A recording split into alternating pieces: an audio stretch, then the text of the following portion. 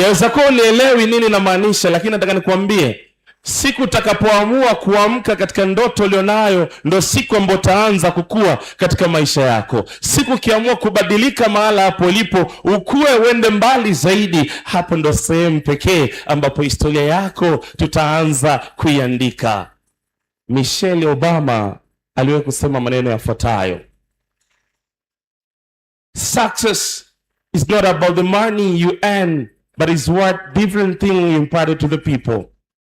Pesa si chanzo wala si ishara ya utajiri, lakini ni kipi umekiweka mioyoni mwa watu.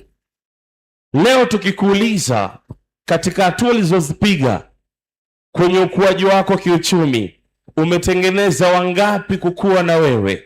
Umewatengeneza wangapi kusimama na wewe? Na je, umekuwa tayari kuambatana na wangapi? Nilianza na neno la kwanza, utayari, readiness. Nataka nikwambie neno la pili. Mwanamke hajakamilika kuwa na hatua ya success kama hajawa tayari kushirikiana. One way to success always hand by hand, mkono kwa mkono.